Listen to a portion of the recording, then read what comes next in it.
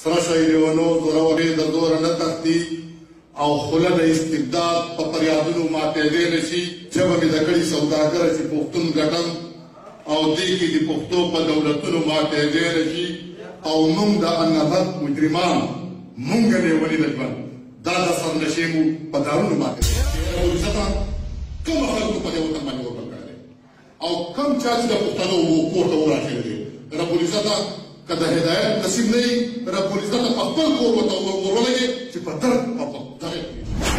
مګر واسه ګناه ده. دا ګناه مې ده چې دا خاوره دې اباده شي، دا ګناه مې ده چې دا پښتون دې اباد شي، دا ګناه مې ده چې پاکستان سلاميت پاتې شي. دا زما ګناه ده. نو که دا ګناه او دا غداري دا د نن نسل کاره مخکې ما کړې ده نن کوم او سبا وي پاکستان سلاميت دا چې تر څو پورې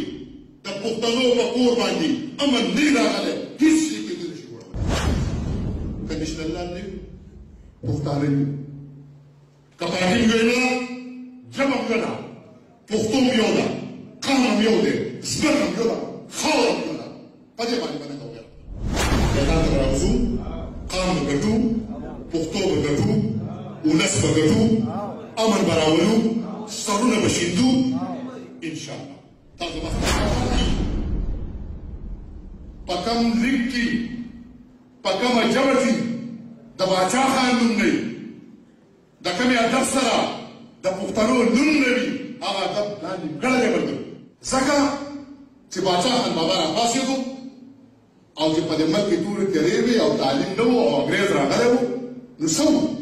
په هغه وخت کې د پښتنو دپاره د علم رڼا خپره کړه. موږ فخر کوو په خپلو مشرانو. ځکه موږ د پښتو خبره کوو، ځکه موږ د پښتونولۍ خبره کوو، ځکه موږ د ضدولۍ خبره کوو، ځکه موږ د قام خبره کوو، ځکه موږ د عمل خبره کوو چې زموږ مشران موږ ته دا درس راکړی دی د پښتنو د علم دپاره یې پښتون ایستاره وایسته. موږ وایو چې موږ په خپلو اتلانو په خپلو پښتنو مشرانو باندې فخر کوو چې هغه د هر ظالم خلاف راپاڅېدلی دی، د هر ظالم جابر خلاف راپاڅېدلی دی او د حق والی چوپ کړی دی او د قام او د ننګ او د پښتو خبره یې کړې ده. عجیبه خبره ده. نن به یو سړی راپاڅي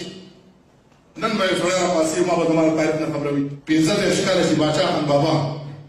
د پښتنو دپاره د ازادۍ دپاره په جیل کې تېرول د باچا خان بابا نه بل غټ خان و. خازې شنې مې په قبر کې ولاړې، خازې شنې مې په قبر کې ولاړې او که غلام مړ راځئ ټوکۍ مې لاړې چې په خپل وینو نه یم لمبېدلی امامه پلیتوئ د جومات غاړې او چې سوری زه د ظالم په ګولو نه شم، چې سوری زه د ظالم په ګولو نه شم مورې ما پسې په کم مخ به ته جاړې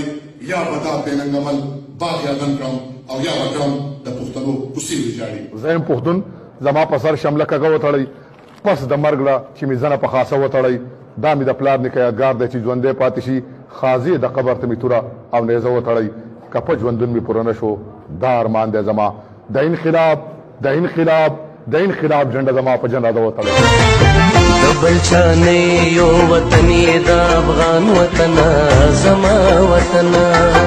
د بل چا نه یو وطن یې د افغان وطن زما وطن، د سور نشان وطن، د سور نشان وطن، د سور نشان وطن، د سور نشان وطن، د باچا خان وطن، د باچا خان وطن، د باچا خان وطن، د باچا خان وطن.